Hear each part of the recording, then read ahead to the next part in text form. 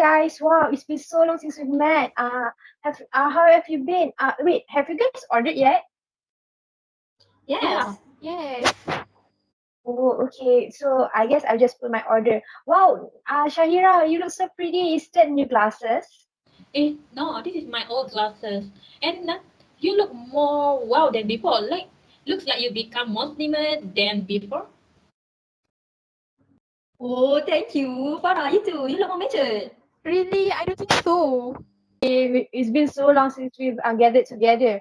Well, the last time we talked, you guys, actually, we all are finding jobs in the HR as a HR manager, right? What do you guys, what do you guys think the HR manager tasks are? So from what I can see, the HR training and development manager is responsible for the organization staff training requirement, programs, and career development needs. This supervise training staff, plan and administer training seminars, and manage conflict resolution, team buildings, and employee skill evaluation. I'm sure one of the tasks of HR management is worker protection, which is impact the requirement for worker safety in the workplace. Actually, it's up to HR manager to be aware of workers protection requirement and ensure the workplace. In my opinion, one of the HR fieldwork scopes is retention, which focuses on preventing employment turnover or the number of people who leave their job in a specific time frame. We need to know much about retention because it affects the company's success. Wow, you guys are really knowledgeable about this topic.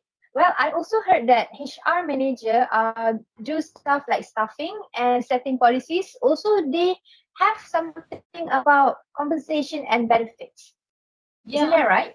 yeah, that's Yes. true. Yeah.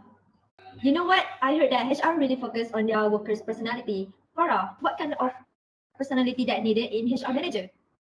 Two of the big five personality traits that I have think will have the most impact on the job holder feeling, thought, attitudes, and behavior. First is conscientiousness.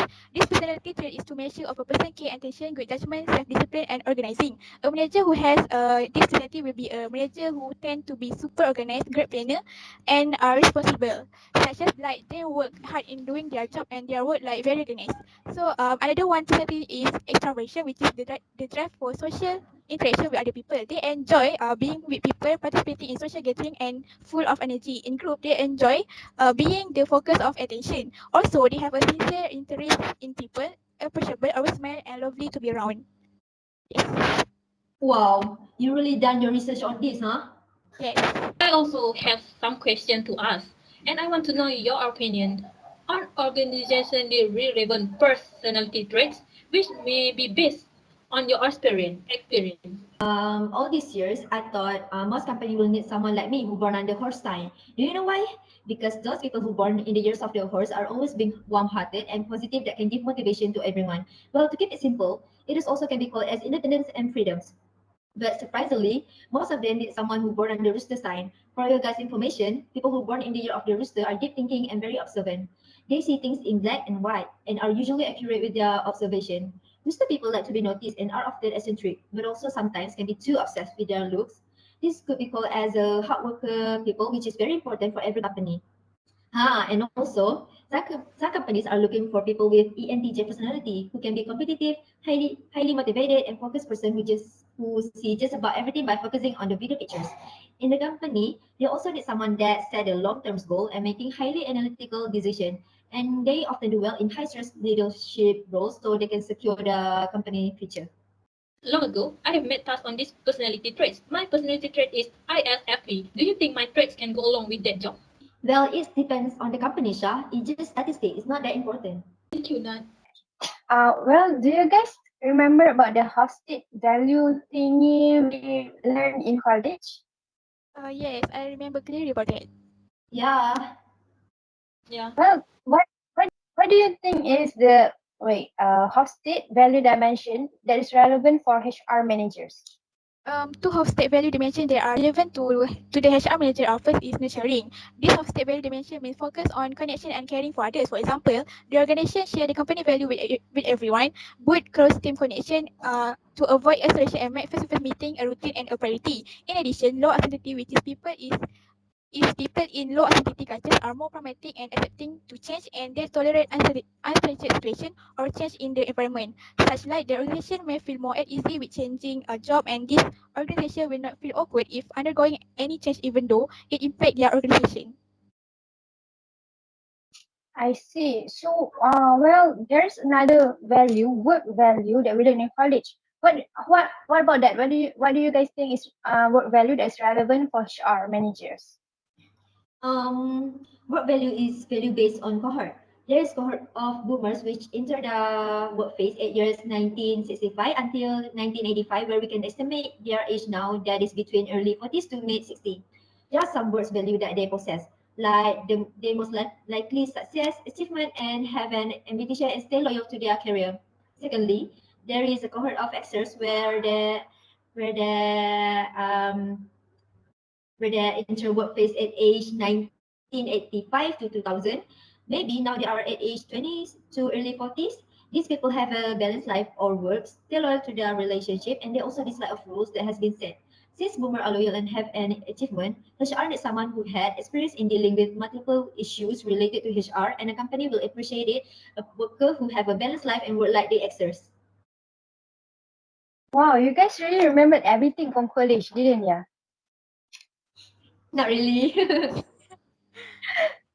Shah, I think you always have an opinion on everything, right? So do you think the perception can affect the decision-making process in terms of error and bias?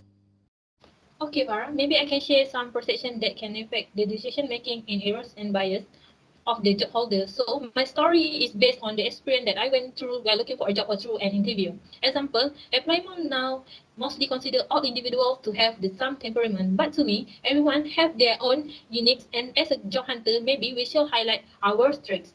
And they are also drawing a general impression about an individual on the basis of single characteristic. Maybe he is quiet, but he is talkative and friendly. Moreover, the best on my interview, the employment keep on make a selective perception, like selectively interpret what they see on the basis on their interest, background, or experience. This kind of thing is very unfair. And the employer now they also evaluate or like to compare with people or higher ranks, perhaps in terms of service and mistreat subordinator. For me, employment shall not apply this situation to prevent the employer from becoming unmotivated to work. And how about specific application? On a brief interview prompted me to speak quickly and not fully introduce myself. This circumstance will this circumstance will affect judgments. For me, interview time should be handled seriously. It can be done quickly, and many job openings require Mandarin speaker. We seem like racist and should be avoided because we live in a harmonious country, right? This problem will limit career prospect for other races. Okay, Farah, so I think that's all my opinion that I can share to you. Oh, I see. You have a big knowledge about that. No, really. Okay, guys, do you know any step in rational decision making? Oh, I know. There are like 8 steps in the rational decision making. The first one is to define the problem. Like for us, it's to find a job. So the second one is to decide the decision criteria. So for me, I guess the important criteria are salary, workers' protection, organization culture, distance of work from home, and the growth. And the third one is to allocate weights to that criteria. So I guess based on the criteria I have said, the first most important one is the culture of organization, the distance of work from home, the growth, the salary obviously, and lastly the workers' protection. The fourth one, if I remember it correctly, is the alternative. Uh, so in this case is most probably the companies that I want to go to work to find job in. There are Nike, Petronas, and Felda. Based on these three, the fifth step is to analyze which of the alternative has the best based on the decision criteria. So after I have analyzed, I will select, which is the sixth step, I will select the Petronas as the one with the most criteria that fulfill most of my criteria. The seventh one is to implement that criteria. So for me to actually do that, step. I need to do well in my interviews and actually get that job so I can work at that company. And the last one is evaluation of the alternative. So after I work there, I work at Petronas, I need to know did that company fulfill all the criteria that I have said, or did I make a wrong decision? Well, we have talked for a long time. Where's our orders? I think we should make a complaint. Where is the waiter who took our order? Oh, the ready.